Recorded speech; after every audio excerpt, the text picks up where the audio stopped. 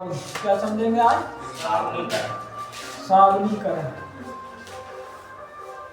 या खाली पहले साबुन लिख लो। क्या लिख लो? साबुन।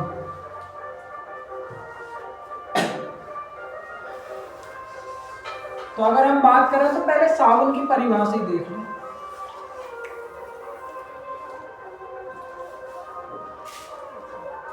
तो अगर साबुन की परिभाषा दें तो साबुन क्या होते हैं बताओ? उच्च अणुभार के, कैसे? उच्च अणुभार के मोनोकार्बोक्सिलिक अम्ल के सोडियम, ये बात लिखनी है, उच्च अणुभार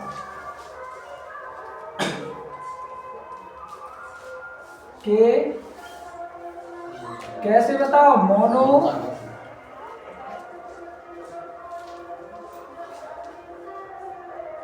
कार्बोक्सिलिक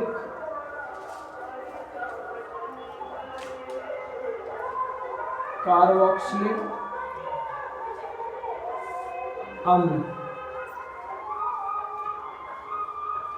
अम्ल के सोडियम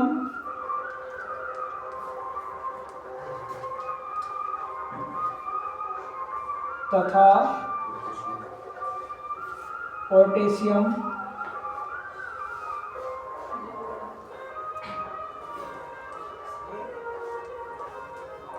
लवण क्या होते हैं? बस इतनी परिभाषा है इनकी। इनमें क्या क्या बात याद रखनी? कुछ ज्यादा बातें याद नहीं रखनी। एक तो रखनी है मोनोकार्बोक्सिलिक अम्ल, दूसरा सोडियम और पोटेशियम।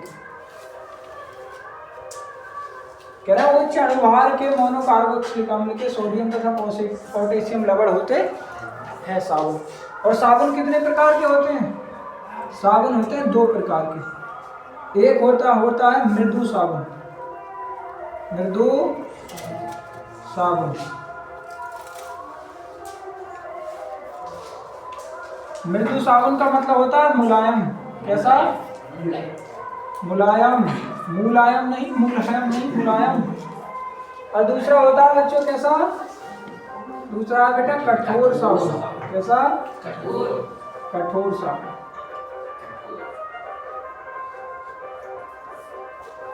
जो मृदु साबुन होता है वो किसके काम आता है? स्नान या नहाने के काम आता है, स्नान के काम में आता है।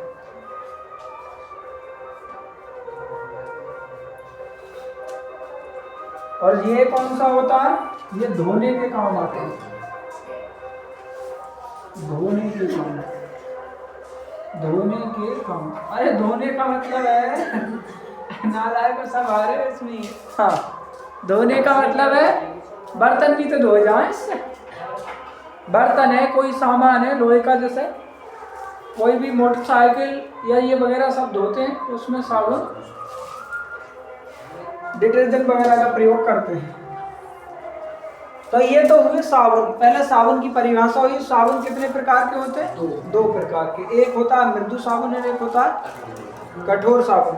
मृदु साबुन नहाने के काम आता है और कठोर साबुन कपड़ा धोने के काम आता है, या कैसे भी धोने के काम है, सब बोल सकते हैं। अगला, अब इसके बाद आता है साबुन बनाने की विधि। साबुन बनाने की विधि। अच्छा, साबुन का सूत्र ऊपर ही लिख लो यहाँ पे। तो साबुन का सूत्र कितना होता है बताओ? C17, H कितना होगा बताओ? 17 दूनी 34 और 1 35। ऐसे याद रखते हैं। H होगा इससे दुगने से एक अधिक 35। और फिर C00। और इसके बाद हमें सोडियम का, ये लिखना है, सोडियम आया ना तो इसमें भी सोडियम होना ही चाहिए। तो ये साबुन का क्या हो गया? सूत्र हो गया। इससे ऊपर तक दिखाई दे रहा है? वीडियो में आ रहा है ये ऊपर लिखा हुआ सूत्र? नहीं आ रहा है ना? मुझे लग रहा है। चल कोई बात। अब इसमें बनाने की विधि लिखें तो बनता किस किस से बताओ ये। तो बनाने के लिए पहले तेल और बसा लेते हैं। ये बनता किससे? तेल और बसा से। तो पहले हम लिखेंगे तेल और बसा का सूत्र लिखेंगे। उसमें कौन सा सूत्र है जिसका बताओ ये नीचे? CH2 CO, हाँ एक और है OCO C17H35। फिर एक इसके नीचे है, यहाँ पे कितना है? CHOCO। अब ऐसे ही है नीचे वाले में भी H कितने होंगे? 2। बस बीच वाले में H कितने आता है? एक H आता है, बाकी ये सेम होता है।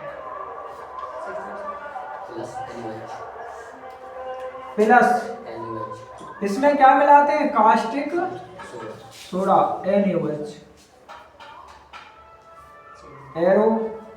फिर बनने वाली चीज क्या है इसके साथ ही? तो एक तो क्या बनती है? ग्लिसरॉल बनती है CH2OH, फिर CHOH और फिर CH2OH। ये वाला सूत्र इससे बहुत आसानी से याद हो जाएगा। कैसे? जैसे इसमें CH2 आया और बीच में CH, तो ऐसे ही CH2 और बीच में CH और बाकी सबके आगे तो क्या है? OH। और बाकी आगे बचेगा क्या? साबुन ही बचेगा। और साबुन में C17 आना है, तो C17 बताओ कितनी जगह? 3 जगह। कितनी जगह ये? 3 जगह। तो ऐसा करके प्लस करके साबुन का सूत्र लिख दो। 3C17 3C17 H35 COON। ये क्या बन गया बताओ? साबुन।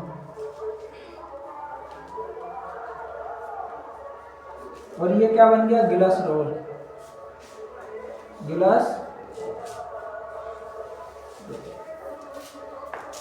ये क्या होता है बताओ? क्षार बोलते हैं इसे। क्या बोलते हैं? क्षार।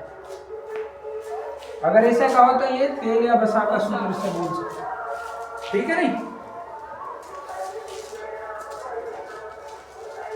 फिर अगर हम कहें कि अच्छे साबुन की विशेषताएं, किसकी बच्चों? तो पहले तो यही छापो, ये मेन काम का है तुम्हारे। फिर इसके बाद देखो